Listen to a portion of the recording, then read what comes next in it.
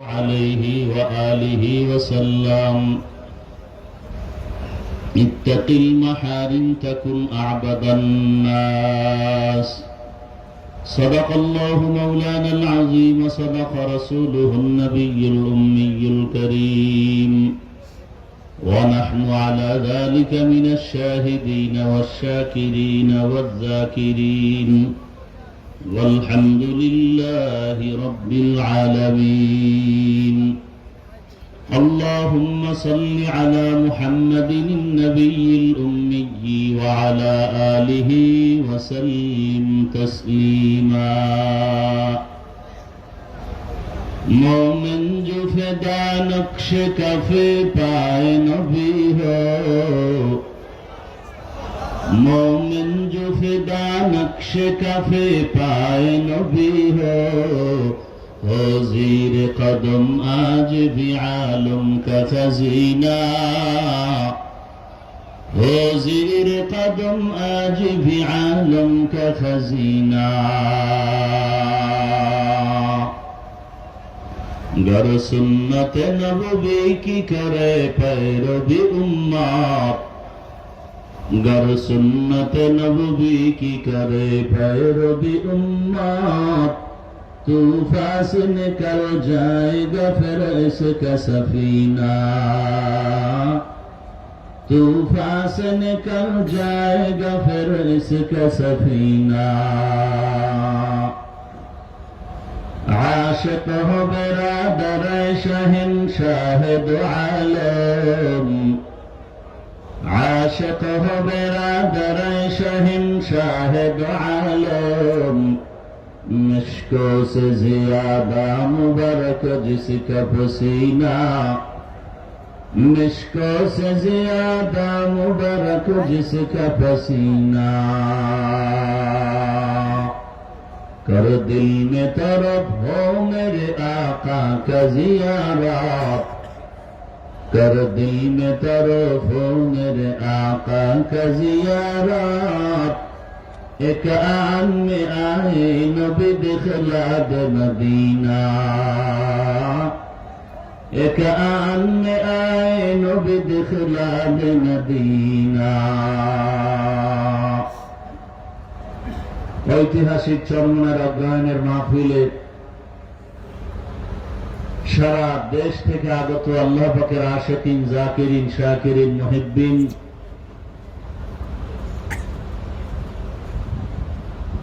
মুজাহিদ ভাইয়েরা, যুবক বন্ধু, পর্দার আড়ালের মা বোনেরা, 3 দিন ব্যাপী মাহফিলের আজ দ্বিতীয় দিন শেষের দিকে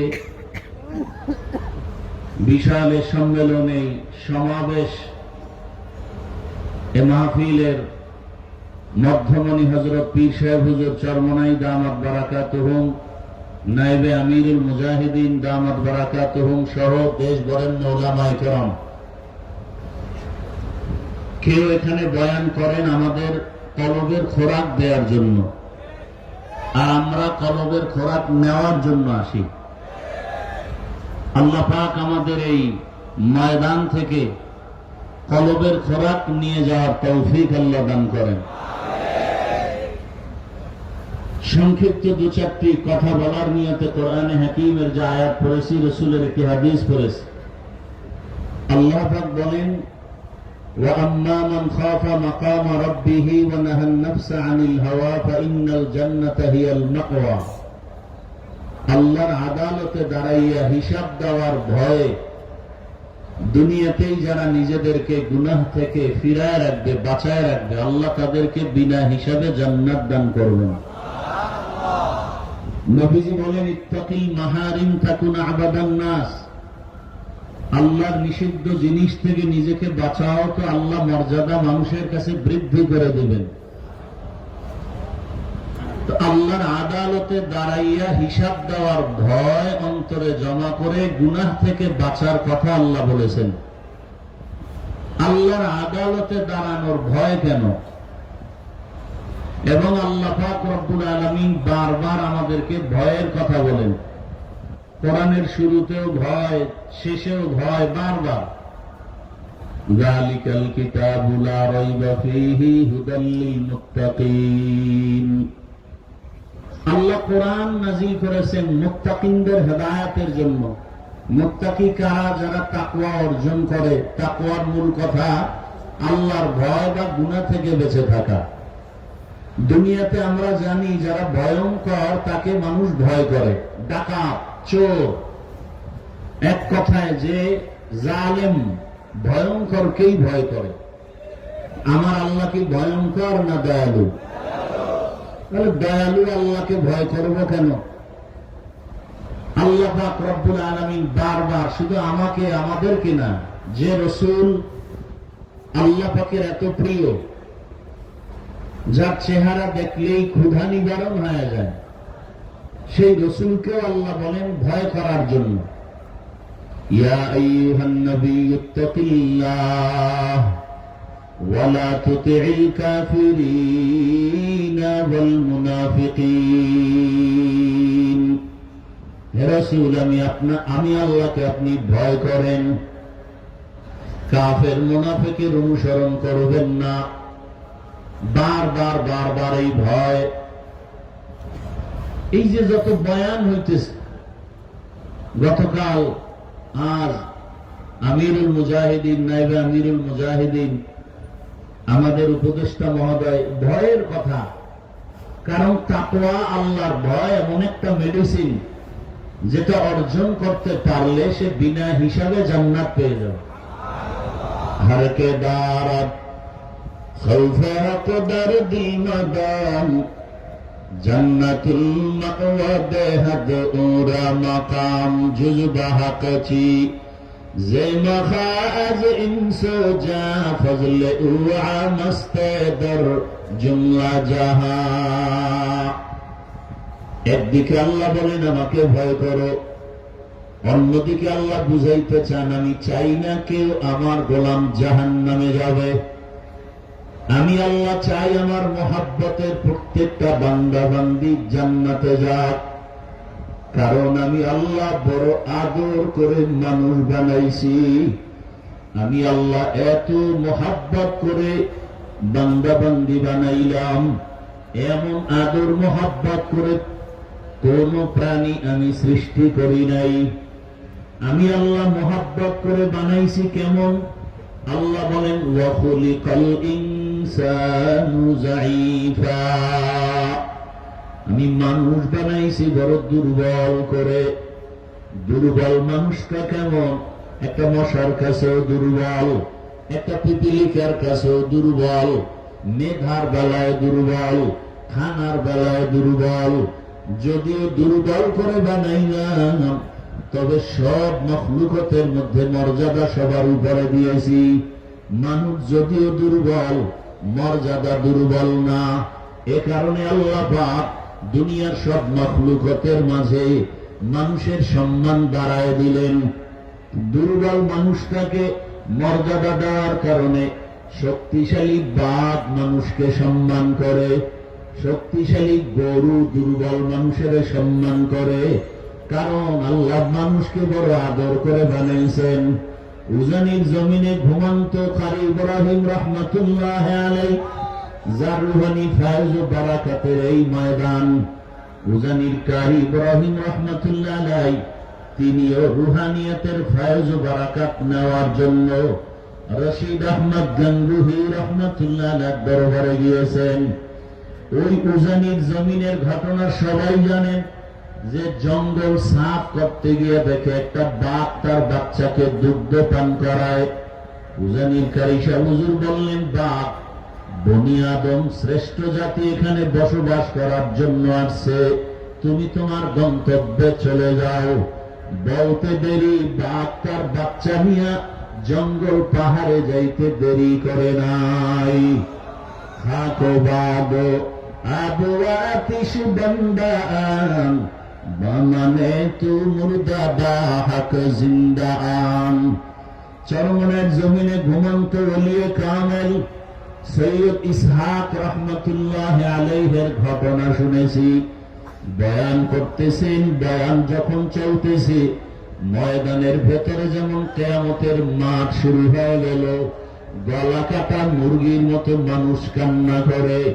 একজনে বলে বয়ান বুঝি না, আল্লাহর ওলি বলে মানুষ এত নিমক হারাম কেন হইলি? আরে কোরআনের কথা গরু শুনে, আল্লাহর কথা গরু শুনে মানুষ কেন শুনবা না? এ কথা বলিয়া গরুকে ডাক দিছে, গরু দৌড়াইয়া হাজির হয়ে গেছে। এটা আমার আল্লাহ পাকের কুদরত। মানুষ এগুলো না বুঝার কারণে বাজে মন্তব্য করে। আরে আল্লাহর কাছে তো বান্দা বড় প্রিয়। আল্লাহ পাক যাকে বেশি মহাব্বত করেন, সারা দুনিয়ার সব মখলুক তার গোলাম বানায়া দেন। আল্লাহ পাক তার নবীকে পর্যন্ত বলেন আমাকে ভয় করেন, ভয় করিয়া গুনাহ থেকে নিজেকে বাঁচান। রহমতের নবীকেও তাকওয়ার কথা বললেন, সারা দুনিয়ার মানুষকে বললেন গুনাহ থেকে নিজেকে বাঁচাও, তবে বাঁচাবার জন্য লাগবে আল্লাহর ভয়। আল্লাহর আদালত তো বড় দয়াময়, আল্লাহ বড় দয়ার মালিক, কিন্তু আল্লাহ বারবার ভয়ের কথা বললেন কেন? বলে আল্লাহর আদালতটা হবে বড় ভয়ঙ্কর। আম্মা জান আয়েশা রাদিয়াল্লাহু আনহার কথা আমি প্রায় সময় বলি। একদিন তাকায় দেখে রহমতের নবী ঘরের হুজরার মধ্যে বসে কান্না করেন। আম্মা জান আয়েশা রাদিয়াল্লাহু আনহা বলেন, ইয়া রাসূলুল্লাহ আপনি কান্না করেন কেন? রহমতের নবী বলেন, আয়েশা আমার জীবনে দুইটা কথা মনে পড়লে বেশি কান্না করি। একটা হলো আমার দুঃখের জীবনের সময় আমার আপন বলতে কেউ ছিল না, আর একটা সময়ের কথা মনে পড়ে হাসরের মাঠ, যেদিন আল্লাহর আদালত কায়েম হয়ে যাবে। এই জমিনটা পুরা হবে হাসরের মাঠ, আর মক্কার পাশে আরাফার ময়দান হবে আল্লাহর আদালত। আল্লাহর নবী বলেন ওই দিন সমস্ত মানুষগুলো উলঙ্গ দাঁড়াবে। আম্মা জান আয়েশা বলেন, মানুষ কি লজ্জা পাবে না? নারীদের দিকে তাকাবে, লজ্জা হবে না? আল্লাহর নবী বলেন, আয়েশা হাসরের মাঠ এতটা ভয়ঙ্কর হবে, কেউ কারো দিকে তাকাবার পর্যন্ত হুঁশ হবে না। এত ভয়ঙ্কর হবে হাসরের মাঠ। মানুষগুলো পাগলের মতো দৌড়াদৌড়ি করবে, সূর্যটা মাথার উপরে নেমে আসবে, ওদিকে জাহান্নামের চিৎকারের আওয়াজ, সূর্যের গরমে মাটির জমিনটা টানা হয়ে যাবে, ওদিকে জাহান্নামের আওয়াজে হাসরের ময়দানটা থর থর করে কেঁপে উঠবে। আমার আল্লাহর নবী বলেন, আমার আল্লাহ তখন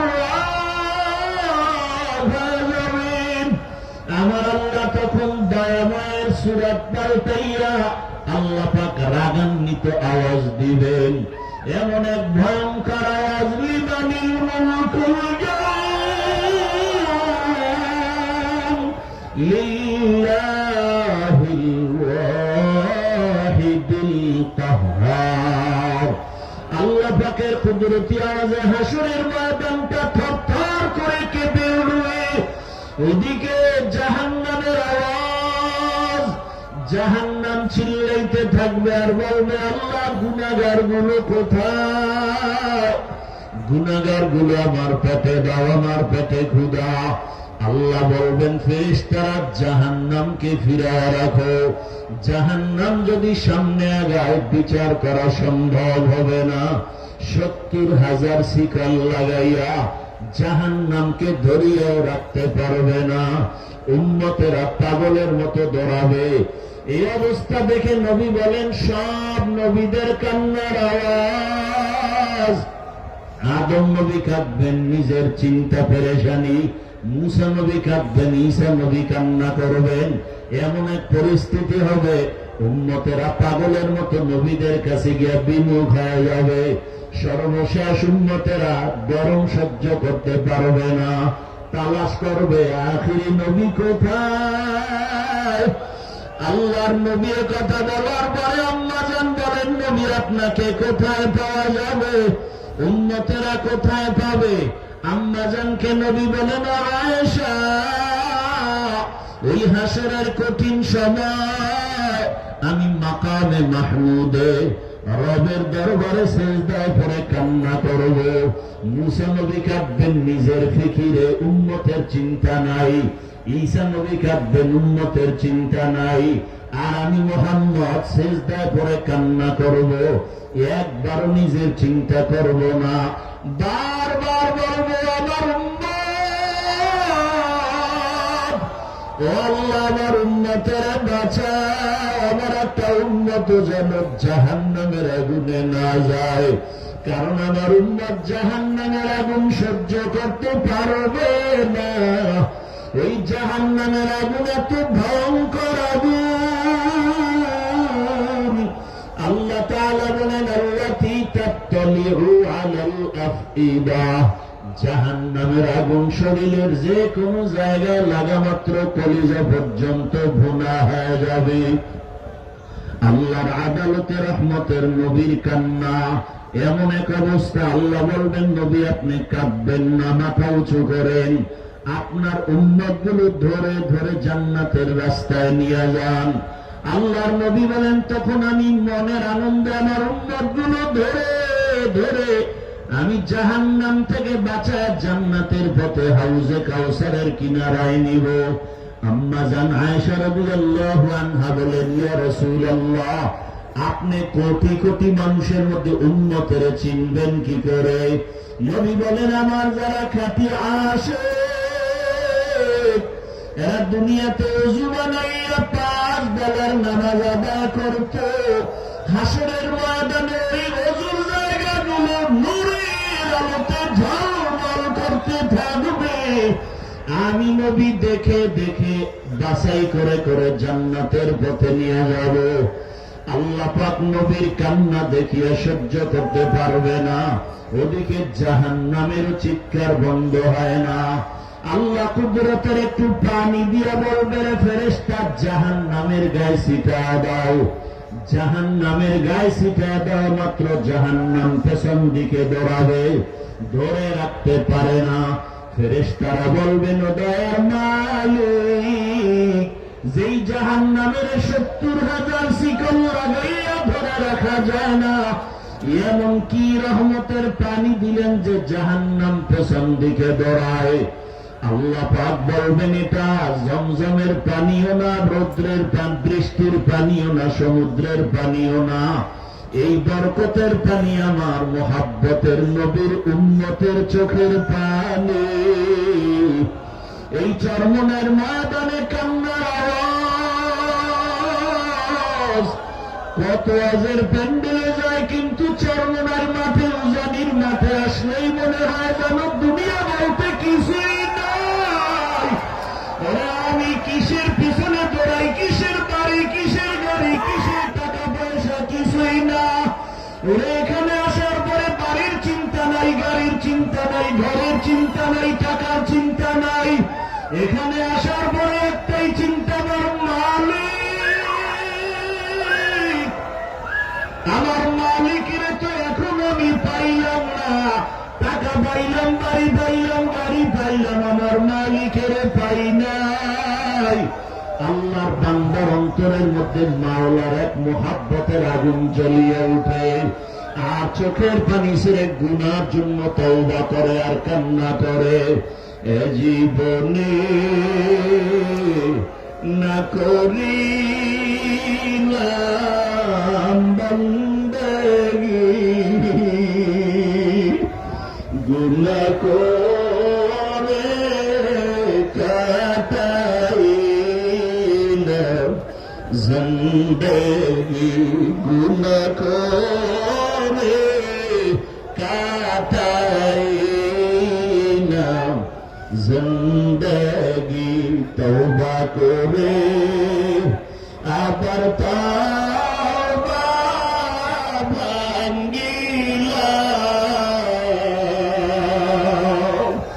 তওবা করে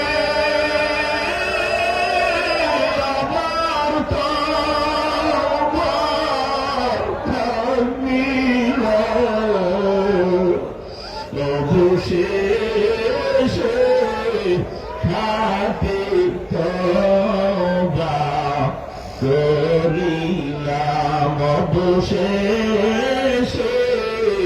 খাতি তওবা করিলাম সকলেরই দরজা হইতে ফিরিয়া সকলেরই দরজা হইতে ফিরিয়া আপনার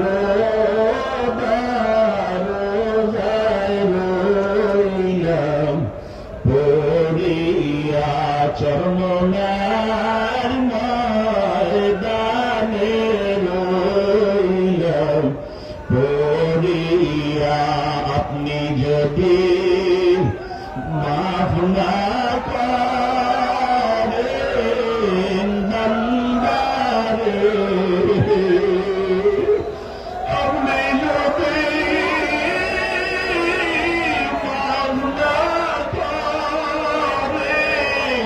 বন্দারে বলে না তোমার বন্দা যাবে কারদারে বলে না তোমার বন্দা যাবে কারদারে গুনাহ করেছি আর কবো